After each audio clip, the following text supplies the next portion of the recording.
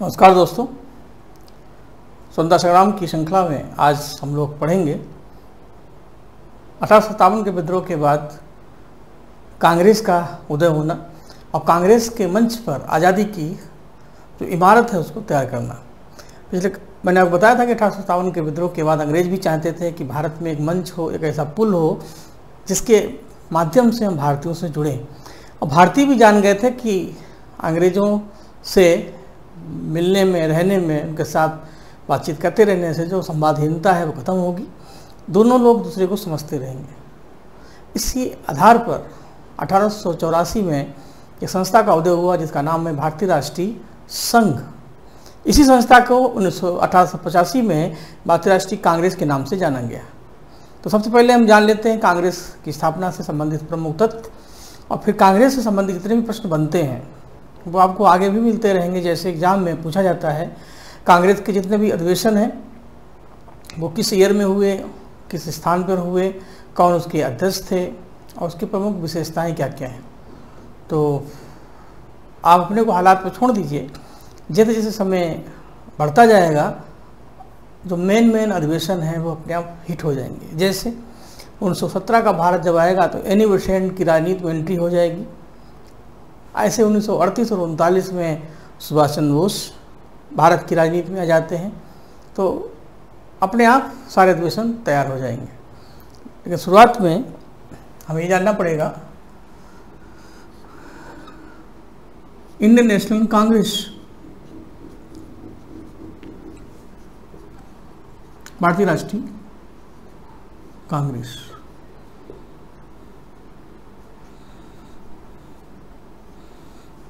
इसकी स्थापना, इसका फाउंडेशन,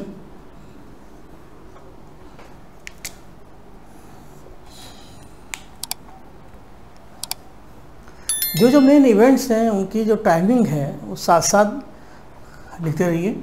जैसे 28 दिसंबर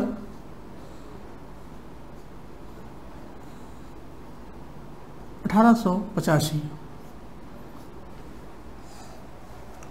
अब जो पॉइंट है उनको देखते हैं। कांग्रेस की स्थापना के समय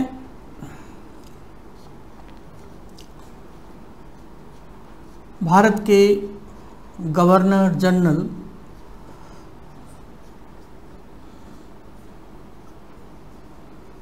लॉर्ड डफरिन थे। कांग्रेस के फाउंडर, संस्थापक जो नाम आता है वो ए ह्यूम का,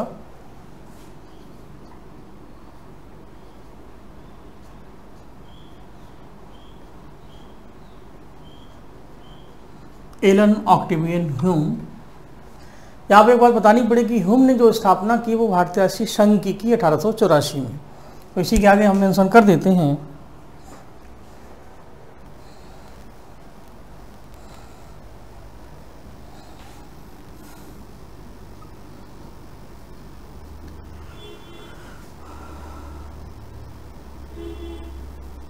ह्यूम की जो संस्था है वो है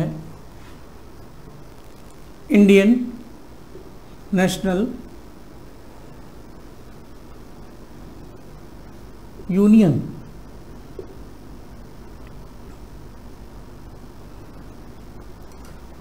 भारतीय राष्ट्रीय संघ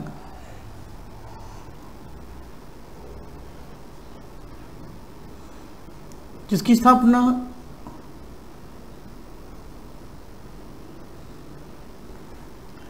1884 में की। वाई ह्यूम इस संस्था से संबंधित सभी भारतीयों को मिलाने के लिए, बुलाने के लिए इसकी एक मीटिंग ऑर्गेनाइज की गई बॉम्बे में। और उसी पहले अधिवेशन में 72 लोग उपस्थित थे। और उसी में एक नाम आता है दादा भाई नौरोजी का, जिन्होंने ये सुझाव दिया कि इसका नाम संघ के स्थान पर कांग्रेस होना चाहिए। और इसीलिए कांग्रेस की स्थापना इसी अधिवेशन में हुई। यानी हम कह सकते हैं कि 28 दिसंबर 1885 को इसका पहला सेशन हुआ। यही जो पहला सेशन है यही कांग्रेस का स्थापना वर्ष है। तो दोनों एक ही टाइम पे हुए। तो इसी में हम जोड़ देते हैं जो प्रमुख बिंदु हैं इसका फर्स्ट सेशन।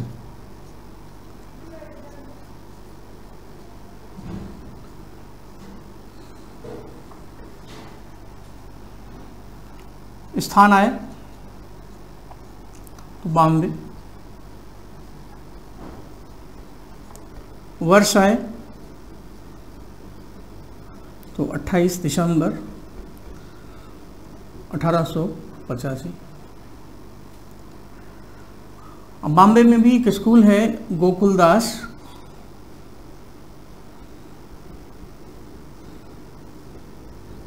तेजपाल विद्यालय। इस स्कूल में मीटिंग अरेंज हुई थी। पहले अधिवेशन के प्रेसिडेंट अध्यक्ष WC बनर्जी, जिनको कहते हैं व्योमेश चंद्र बनर्जी या WC बनर्जी। सेक्रेटरी एओ ह्यूम थे।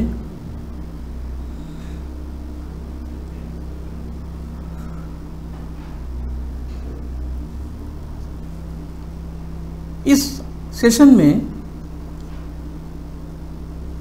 कुल सदस्य 72 थे, 72, और जिसमें जो एब्सेंट थे, अनुपस्थित,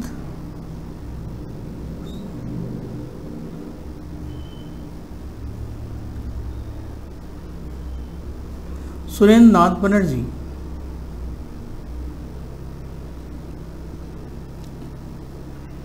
देखिए पढ़ते समय ये कोशिश होती है कि वही चीज़ें बताई जाएं जो एग्जाम के लिए इम्पोर्टेंट है। क्वेश्चन पूछा गया था कि कांग्रेस की स्थापना के समय और पहले अधिवेशन के समय कौन व्यक्ति उपस्थित नहीं था पहले अधिवेशन में? सुरेंद्र बनर्जी। इसके लिए थोड़ा सा मुझे बताना ये पड़ेगा कि जब कांग्रेस की स्थापना हुई उससे पहले भी भारत में कई संस्थाएं स्थापित हुई, लेकिन उनका मेन मोटो देश प्रेम नहीं था। उनके अपने अपने लोकल रीजन थे, कुछ लैंड होल्डर्स संस्थाएं थी, कुछ भारत में थी, कुछ विदेशों में थी, जैसे land holders society, Indian association, east India association, Bombay presidency association. लेकिन जब संस्था कांग्रेस बनी तो धीरे धीरे वो भी सभी संस्थाएं कांग्रेस में मर्ज हो गई। वो सारे लोग जो उस संस्थाओं में थे, जैसे इंडियन एसोसिएशन के संस्थापक थे सुरेंद्रनाथ बनर्जी, आनंद मोहन बोस, तो सुरेंद्रनाथ बनर्जी उसमें लंदन में थे, इसलिए पहले अधिवेशन में वो उपस्थित नहीं थे। अगर ये होते तो संख्या 73 हो जाती। और इसी में दादा भाई नौरोजी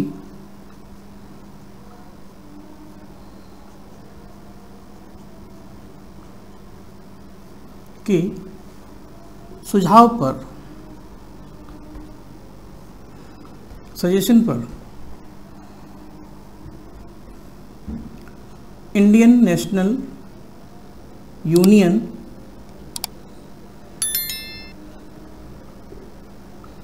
ठीक, इंडियन नेशनल यूनियन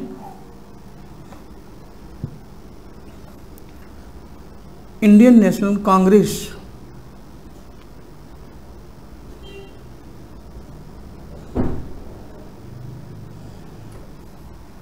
में क्या हुई? ट्रांसफर हुई, परिवर्तित हो गई।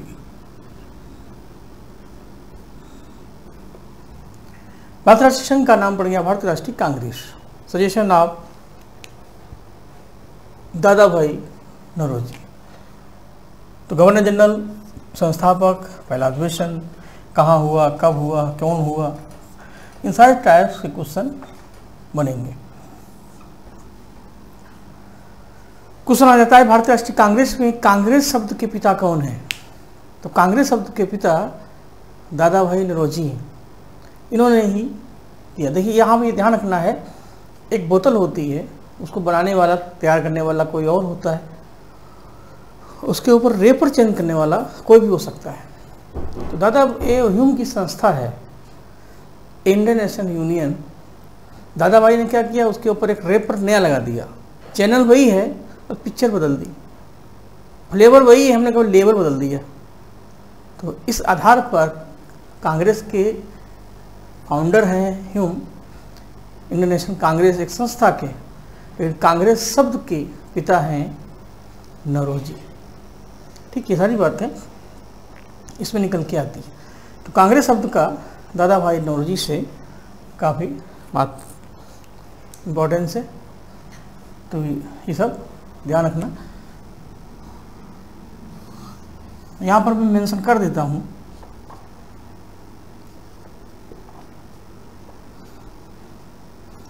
कांग्रेस जो वर्ड्स है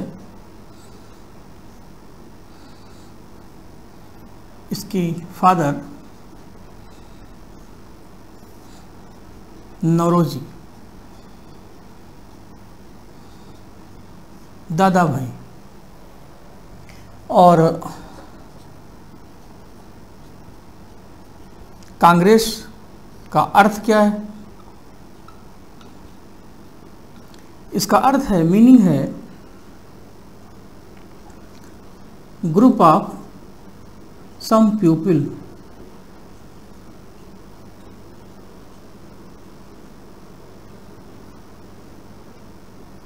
कुछ लोगों का समूह।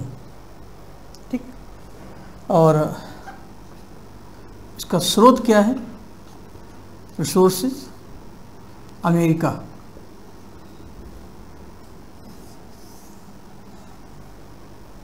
ये सब इम्पॉर्टेंट है। तो कांग्रेस पार्टी का उदय हुआ, गवर्नर जनरल उस समय लॉर्ड डफरिन थे, ह्यूम ने जो संस्था बनाई उसका नाम था इंडियन नेशनल यूनियन, दादा भाई जी के प्रयास से इसका नाम पड़ा इंडियन नेशनल कांग्रेस। पहला अधिवेशन जो है वही इसकी स्थापना वर्ष है। तो 28 दिसंबर 1885 जो आप देख रहे हैं, ये पहला अधिवेशन है, यही इसकी स्थापना वर्ष। तो first session oblique founder year same है।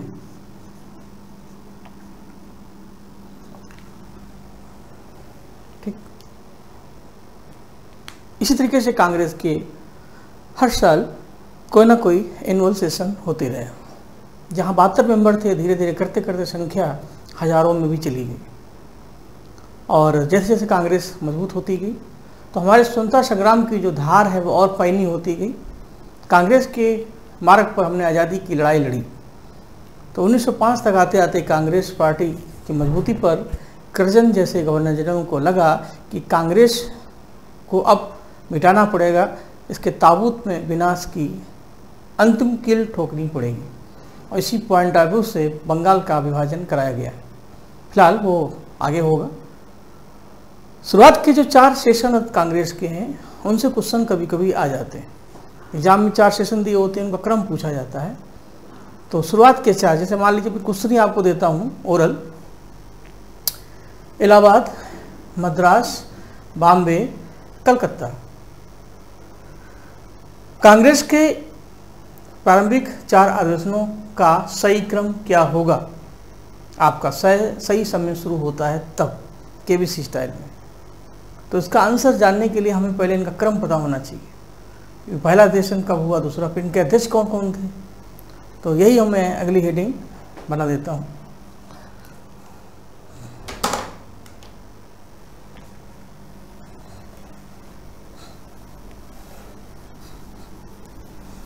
और इस तरीके से आप जहाँ भी क्लास को देख रहे हैं, कोशिश करिए कि जब आप वीडियो देखें तो पेन कागज लेके बैठें, वही फील करें कि आप ऑफलाइन क्लास ले रहे हैं किसी कोचिंग संस्थान में। तो 100% अचीवमेंट आपका होगा। धीरे धीरे वही चीज़ें जो आप समझ रहे हैं वो आपके माध्यम से आपकी राइटिंग में, कॉपी में आ जाएंगी। तो कोई कन्फ्यूजन हो तो देख लिया, नहीं तो उसी को रिवाइज कर लिया, तो ये ज़्यादा अच्छा तरीका है। बाकी ये जो लाइक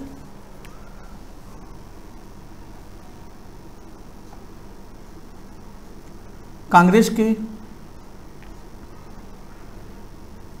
4 प्रारंभिक अधिवेशन।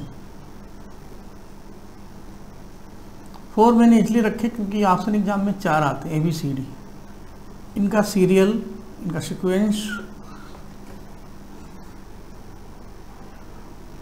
तो चाहे तो टेबल बना के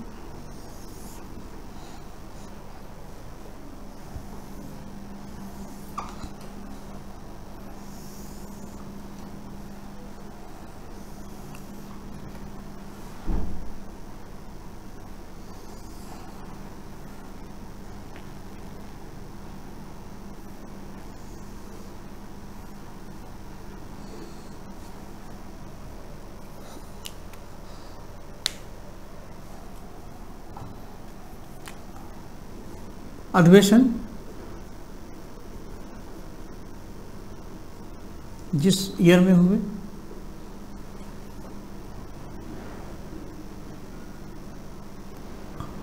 और अध्यक्ष।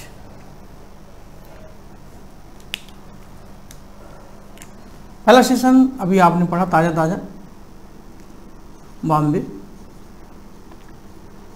1885। अध्यक्ष WC बनर्जी। WC बनर्जी आप जानते हैं ये फर्स्ट प्रेसिडेंट है, ठीक, पहले अध्यक्ष। इस तरीके से अगला ईयर हो जाएगा 1886। बॉम्बे से हम बढ़ेंगे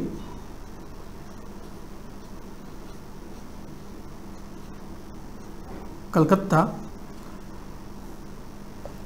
और अध्यक्ष बनेंगे दादा भाई नौरोजी।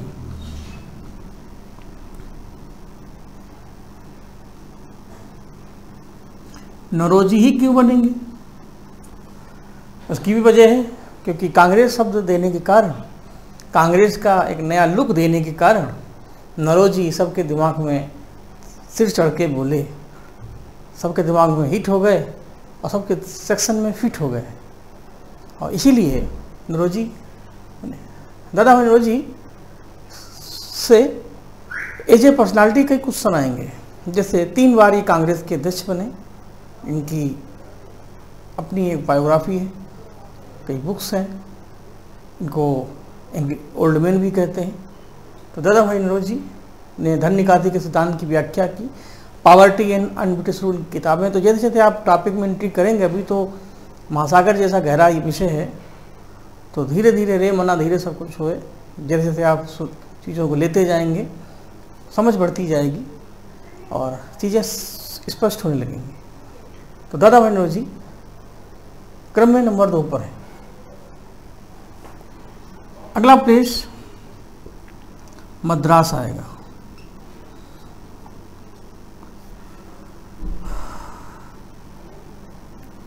और ईयर 87 हो जाएगा और बनेंगे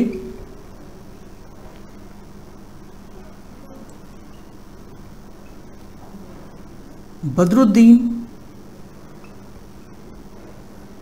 तैयब जी।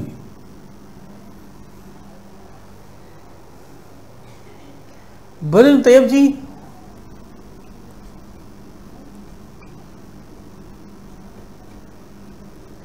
पहले मुस्लिम अध्यक्ष हैं,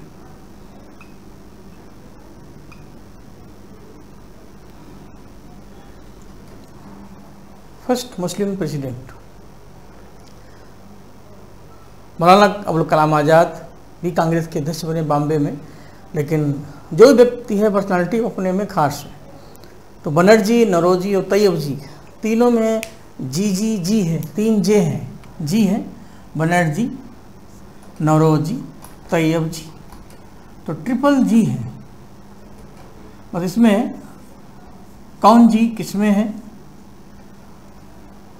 तो Banerjee Bombay, V for Banerjee, V for Bombay, Naoroji Kolkata, Tayyab Madras. 90% ये बच्चे जानते हैं कि कांग्रेस के पहले अध्यक्ष बदरुद्दीन तैयब जी थे, लेकिन क्वेश्चन को अगर घुमा दिया जाए कि बदरुद्दीन तैयब जी जो कांग्रेस के पहले मुस्लिम अध्यक्ष हैं, ये किस अधिवेशन में अध्यक्ष बने थे, इन विच सेशन ऑफ कांग्रेस, तब गाड़ी फंस जाएगी। तो आपको ये भी ध्यान रखना है कि इनका भी क्रम बता रहे हैं और इनका भी क्रम बता रहे हैं। तो बनर्जी, नौरोजी, तैयब जी, तो आप ऐसे भी पढ़ें और ऐसे भी पढ़ें, ऐसे भी जानें और ऐसे भी जानें। जब आपको ज्योग्राफी पढ़ाएंगे तो ज्योग्राफी के हर टॉपिक में दिशा है और दशा है, लेकिन कॉन्स्टिट्यूशन में और इतिहास में कॉन्सेप्ट है और स्टोरी का एक बैकग्राउंड है। आते हैं लास्ट पर,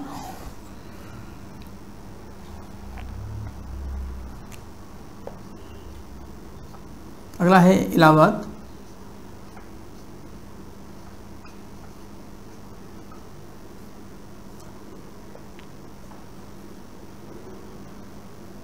अठारह सौ 88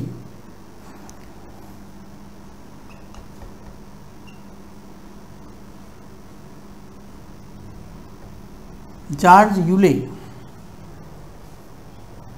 ये पहले ब्रिटिश या अंग्रेज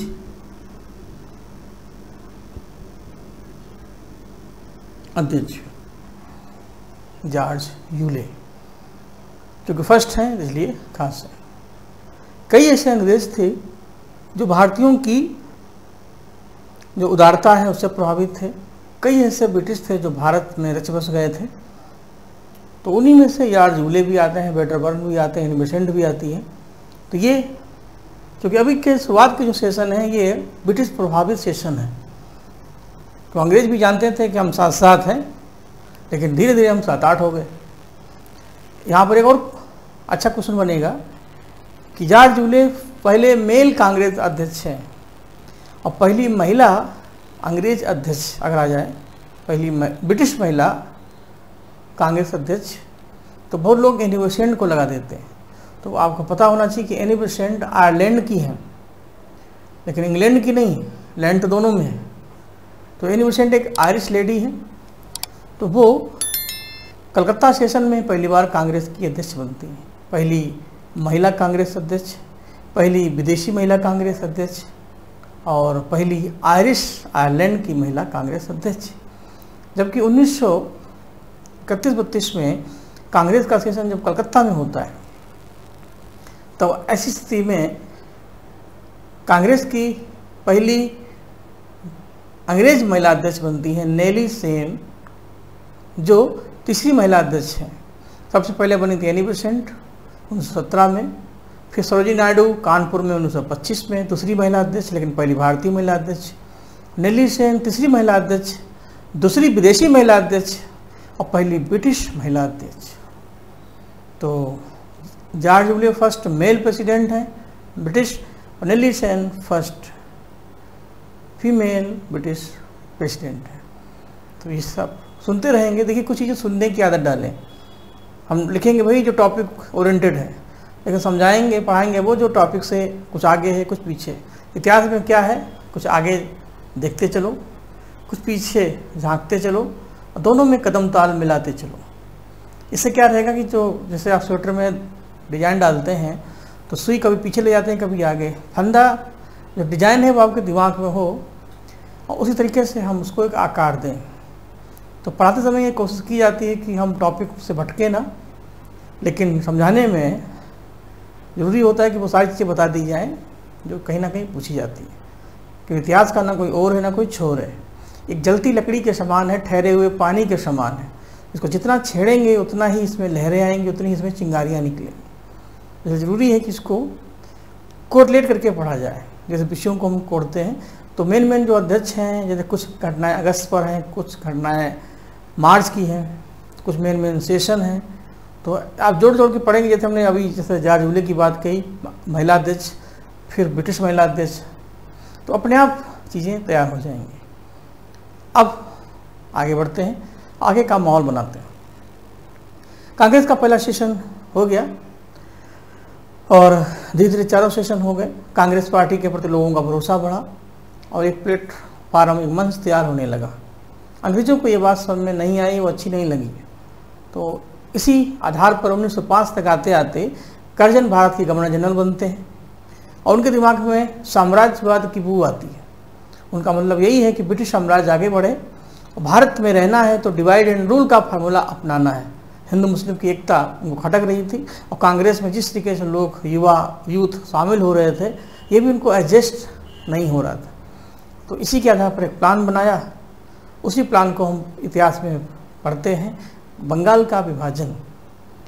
तो पहले आइए देखते हैं बंगाल का विभाजन कैसे हुआ, कब हुआ, क्यों हुआ और क्या हुआ। उसके बाद जो हुआ वो होगा ही, कि जो होना है तब तो सो होता है। तो अगली हेडिंग डाल दीजिए, partition of Bengal 16 October 1905।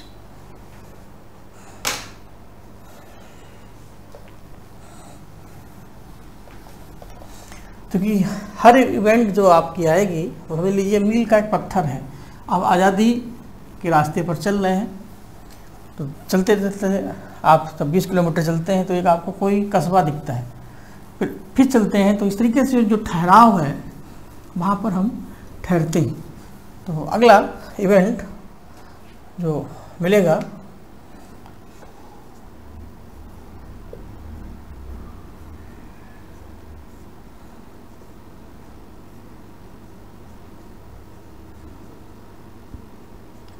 Partition of Bengal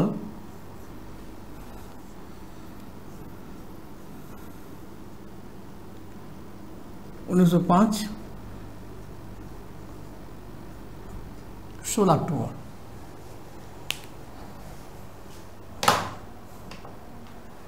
सबसे पहले तो हमें ये जानना पड़ेगा जो उस समय का बंगाल था उसकी भौगोलिक और राजनीतिक स्थिति क्या है।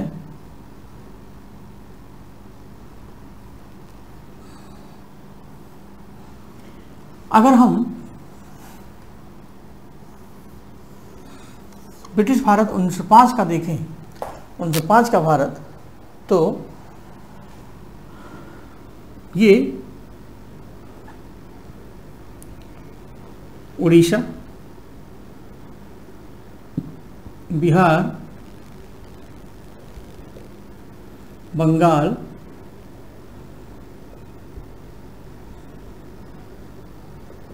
असम, आज भी भारत के मैप में है, पहले भी थे।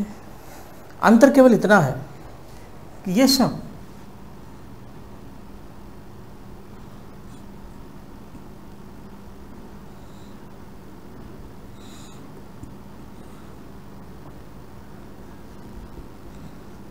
बंगाल प्रांत से संबंधित है। ये पूरा एक बंगाल स्टेट, और उसी बंगाल स्टेट में ये 4 इसके क्षेत्र हैं। आज जैसे भारत में जो राज्य हैं 28-29, तो बढ़ते बढ़ते रहते हैं। वही कश्मीर में जो भी चेंजेस हुए, तो पहले भारत में 11 ब्रिटिश स्टेट थे। क्षेत्रफल के आधार पर धीरे धीरे देशी रियासतें मर्ज हो गई और राज्यों की संख्या धीरे धीरे कम होती गई। आप जानते हैं कि ये बॉम्बे स्टेट था, जिसमें आज का गुजरात और महाराष्ट्र और मुंबई है। 1960 में इसी बॉम्बे से 2 राज्य बने, गुजरात और महाराष्ट्र। ये पूरा मद्रास स्टेट था, जिसमें आज का तेलंगाना, आंध्र प्रदेश और तमिलनाडु है। ये पंजाब स्टेट था, जिसमें पंजाब, हरियाणा और चंडीगढ़ है। अगर हम ऐसे ही बिहार से झारखंड, एमपी से छत्तीसगढ़, यूपी से उत्तराखंड अलग हुए। आज हम अपने यूपी की अगर बात करें तो यूपी से उत्तराखंड अलग होने के बाद भी यूपी एक बड़ा राज्य है। तो इसी यूपी में बुंदेलखंड है, पूर्वांचल है, पश्चिम है, मध्य है। तो सपोज करिए कि यूपी में राज्य अगर बनते हैं तो बुंदेलखंड अलग हो जाए और पूर्वांचल अलग हो जाए, तो यूपी के 3 राज्य हो जाएंगे। जो बचेगा वो, तो बुंदेलखंड एक क्षेत्र नहीं, राज्य होगा। तो 1905 के भारत में आज का उड़ीसा क्षेत्र, बिहार का हिस्सा, बंगाल और असम के कुछ जिले मिलकर के बंगाल प्रांत बनाते थे। तो एक बड़ा स्टेट था बंगाल। अंग्रेजों ने प्लान ये किया, करजन ने, कि इतने बड़े राज्य में प्रशासन को चलाने में दिक्कत है, तो क्यों ना इसको छोटा कर दिया जाए। इसी पॉइंट ऑफ व्यू से इसके विभाजन का प्लान बना और करजन ने इसी बंगाल को जनसंख्या के आधार पर ऐसे दो प्रांतों में डिवाइड किया। एक ये प्रांत, एक ये प्रांत। ये बन गया पूर्वी प्रांत, ये बन गया पश्चिमी प्रांत। पूर्वी प्रांत में अब ये जो बंगाल स्टेट है जो आप देख रहे हैं, ये बंगाल, अगर हम थोड़ी देर के लिए इसको ऐसे मान लें पूरा, तो बंगाल के भी तो टुकड़े हो जाएंगे, ये और ये। तो ये बातें जब हम अभी नोट्स बनाएंगे आज या अगली बार में, आज पूरा समझ लीजिए।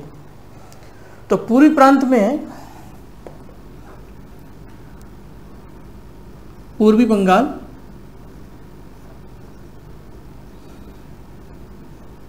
ये प्लस असम क्षेत्र आ जाएगा, जिसकी राजधानी का आज बांग्लादेश है वो भी इसमें आ जाएगा, जिसकी राजधानी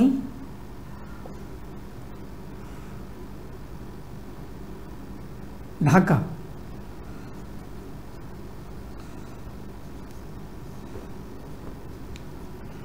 क्योंकि ढाका ये रहा, क्योंकि ये बांग्लादेश। और पश्चिमी प्रांत आपको बड़ा दिख रहा है। उस समय के बंगाल में जनसंख्या 5 लाख से ज़्यादा थी, तो जो विभाजन हुआ वो जनसंख्या के आधार पर किया गया, न कि क्षेत्रफल के आधार पर।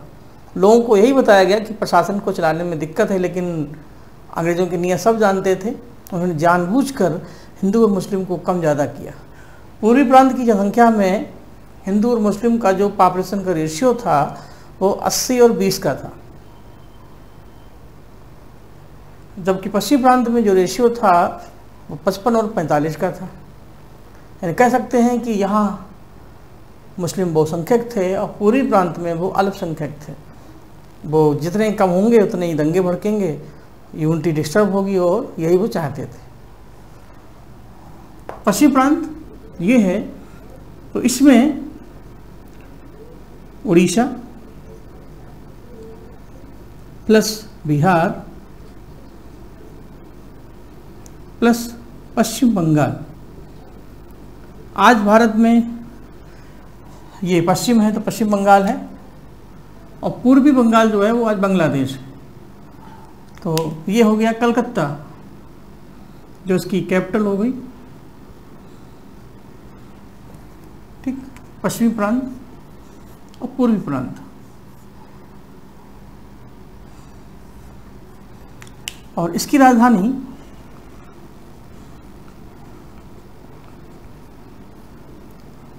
कोलकाता या कलकत्ता।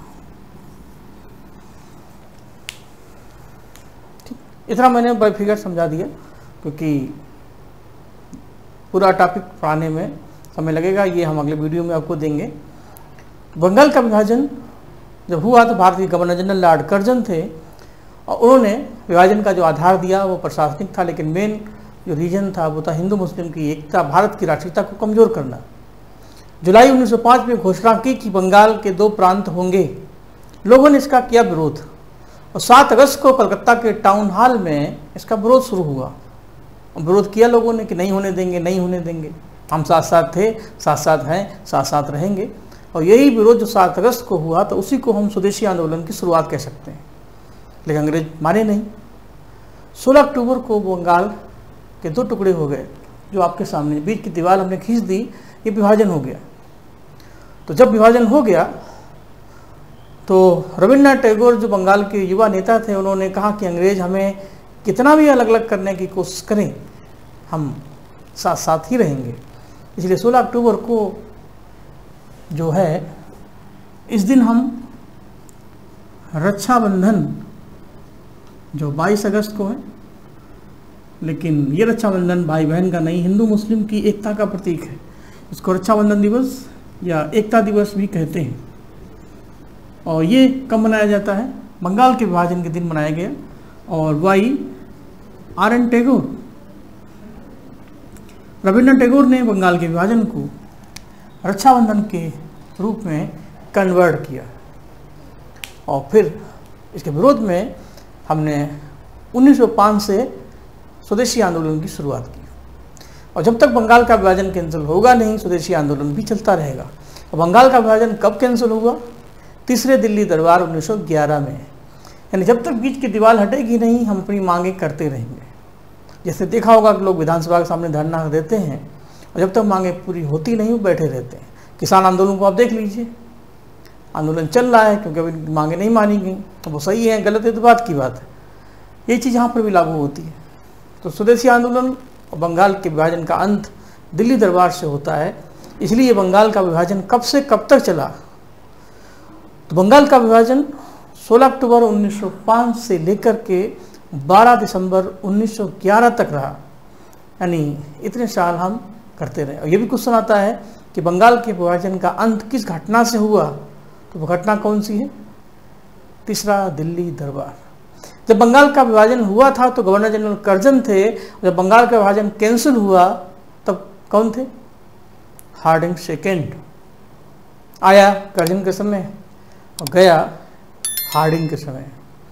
इतनी बातें बतानी थी और श्रृंखला चलती रहेगी क्योंकि पूरा लेक्चर सीरीज वाइज है। जैसे ये रिश्ता क्या कहलाता है, अगले अंक में आप क्या देखेंगे हमने बता दिया। तो अगला सेशन देखिएगा। मिलते हैं फिर। नमस्कार।